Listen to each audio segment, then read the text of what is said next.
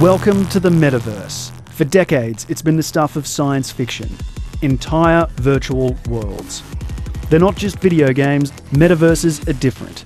And that difference has a lot to do with cryptocurrency. Decentraland. Somnium Space. CryptoVoxels, to name just a few, are all independent metaverses where users trade real money for collectibles, clothes, and even land. Yes, real estate. And those sales are fetching prices that rival the real thing. This beachside plot in Somnium Space went for nearly $80,000. A bustling block in the city centre here at CryptoVoxels, over $230,000. This large estate in Decentraland, $900,000, and that's not the first sale worth over $500,000 in that metaverse. CATHY HACKL is a futurist and consultant for brands interested in entering the metaverse. She's in Washington, DC. I'm in Sydney. We're meeting in Decentraland. She tells me many users see the metaverse as a way to make money. So users are doing a lot of different things. Sometimes they'll buy land and just hold it. They won't build anything on it. Sometimes they'll start building, building a casino, or building a building, or building a gallery for their crypto art. So there's many different things that they're starting to use for it. Okay, but how much money can you really make? I'm making more than I've ever made in a regular job.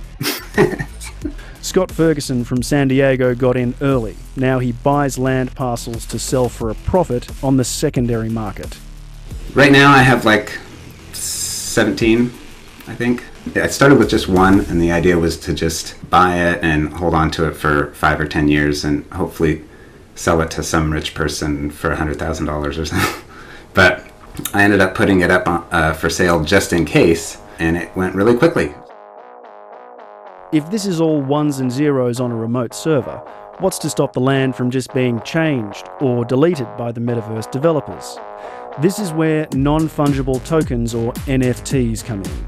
If NFT sounds familiar, it's because people have been spending huge amounts of money on them this year, in the form of things like digital art, tweets, even memes.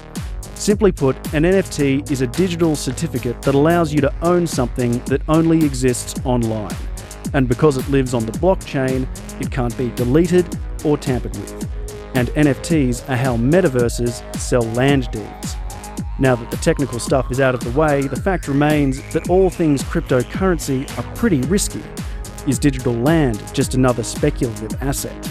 We have seen a huge rise in the value of these items in the first quarter of this year. We have seen around $2 billion in sales in total in NFTs. This is an increasing trend, comes with a lot of risk as well. In the real world, Henrik Anderson is Chief Investment Officer at Apollo Capital, a firm that invests in crypto assets. I think there could be bubbles in some parts of the market. It's been going up a lot in value recently, and crypto markets are very risky. They're very volatile. The prices goes up and can come down a lot as well in price. So one should be careful out there and don't speculate more than you're prepared to lose. And there's been plenty of volatility this year. Metaverse trade and metaverse currencies, like Decentraland's Mana token, followed Bitcoin's big boom in the first quarter of the year, as well as its great fall in May. This was tough.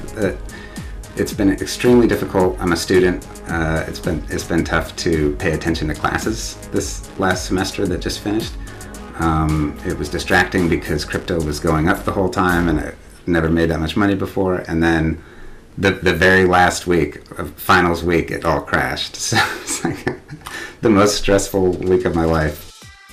But the metaverse isn't just a place for individuals trying to get rich on crypto. Big tech is interested too. Facebook is testing its own metaverse called Horizon, hoping one day friends won't scroll but instead hang out in VR. And Epic, the owners of Fortnite, have been able to get their players to stop shooting each other for an evening. Go, you mother! And instead go to events like virtual concerts, dance parties, even short film festivals. And some big-name artists are getting in on the act. Ride till I can't no more. I got the horses in the back. Horse stock is attached. So the Lil Nas X concert in Roblox was very successful, just like the Travis Scott concert in Fortnite, millions of views. The Lil Nas X actually, that concert made, I think, over 7 figures in virtual merchandise. And so you'll start to see more and more bands and singers and celebrities entering these spaces, trying to find kind of new avenues and new ways to connect with their audience. Epic Games has since raised $1 billion in funding, including $200 million from Sony to take its metaverse ambitions further. But walking around some of these smaller metaverses where people are spending big on real estate, it's hard not to notice that it feels a little empty. The reality is that we're pioneers, right? All of us that are in these worlds, spending some time in here, we're pioneering. So, just like in the pioneer times, there weren't a lot of people around. I think it's the same situation, but as things progress, as connectivity gets better, we're going to start to see more daily active users. And what about the visuals? Computer graphics have advanced to near photorealism in recent years, and gamers who already spend a lot of time in virtual spaces have a pretty high bar. Most of these metaverses are pretty basic. I guess I just tell myself that's part of being in early. I'm hoping it's going to get better. I have every reason to think it will get better as more people get drawn to the space, more money. Even if unappealing visuals and low population are eventually dealt with, there's still the issue of the sheer number of worlds springing up in the metaverse, all vying for attention and investment. How do you know which is the one people are going to want to go to?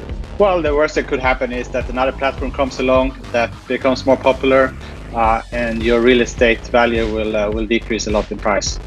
Yeah, it's a guessing game. There are a bunch of things, crypto-wise and metaverse-wise, where they're not all going to make it. Investors hoping the millions of dollars flowing into the metaverse spark a big bang and not a black hole.